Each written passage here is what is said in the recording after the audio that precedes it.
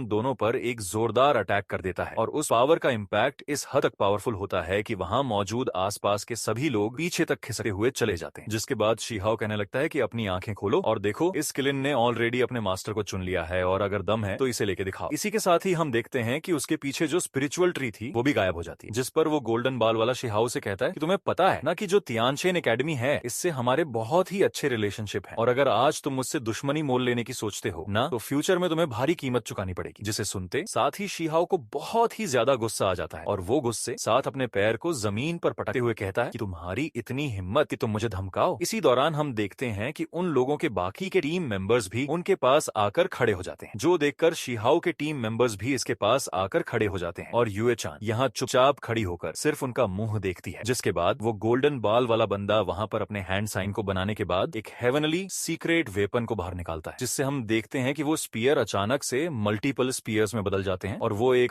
Circle का form ले लेते हैं। जिसके बाद वो कहता है कि अगर आज तुमने मेरी बात नहीं मानी ना तो अब जो तुम्हारे साथ होने वाला है उसके अंजाम तुम खुद दोगे। ये कहते साथ ही वो उन सारे स्पीयर्स को उसी पर थ्रो कर देता है, जिससे शीहाओ इधर उधर भागते हुए डोज करने की कोशिश करता है और एक एंड तक जाकर वो रुक जाता है। जिसके बाद वो एक शता रहता है और फिर उसके ऑर्डर पाते ही हम देखते हैं कि वो जाइंट सा स्टैचू शीहाओ को अपने हाथ से मसलने के लिए आगे बढ़ता है, जिससे हम देखते हैं कि शीहाओ भी उस पर एक जोरदार पंच से अटैक करने के लिए रेडी हो जाता है और जैसे ही उन दोनों के अटैक्स आपस में कोलाइड करते हैं वहां के आसपास की चीजें उनके कोलाइड की वजह से कांपना शुरू कर देती हैं। जिसके बाद शीहाओ अपने दूसरे हाथ में थोड़ी स्पिरिचुअल एनर्जी को कलेक्ट करके उसे अपने दूसरे हाथ में डाल देता है, जिससे कि उसने वो पंच किया था। यहाँ पर शीहाओ की स्ट्रेंथ को देखकर उस गोल्डन बालों वाला बंदा पूरी तरीके से शॉक्ड हो जाता है। वो अपने मन में कहता है कि इवन कि गॉड्स भी इस पावर के सामने रेजिस्ट नहीं कर पाते और इस लड़के ने इतना पावरफुल हिट बस अपने बेयर हैंड से ही रोक लिया। इसी दौरान शीहाओ नोटिस करता है कि इस जाइंट स्टैचू के अंदर बहुत सा फेरी गोल्ड हिडन है और जो कि मेरे इमोर्टल स्वॉर्ड को रिफाइन करने के लिए बहुत ही अच्छा है। यहाँ पर अब हम देखते हैं कि शीहाओ अपने उस इमोर्टल स्वॉर्ड को बाहर निकाल लेता है और उस इमोर्टल स्वॉर्ड के अंदर से उसकी स्वॉर्ड स्पिरिट को बाहर निकाल लेता है, जो आसपास की फेरी गोल्ड एनर्जीज को अपने अंदर अब्सॉर्ब करना शुरू कर देता है। जो देखकर वो गोल्डन बालों वाला बंदा कहने लगता है कि तुम ऐसा नहीं कर सकते और फिर वो अपने जाइंट स्टैचू से एक और अटैक शीहाओ पर कर देता है, लेकिन एंड मौके पर शीहाओ अपनी शील्ड को एक्टिवेट कर देता है, जिससे उसका अटैक पूरी तरीके से नाकाम हो जाता है और फिर शीहाओ उससे कहने लगता है कि एक बार मैं खाना शुरू कर दूं नो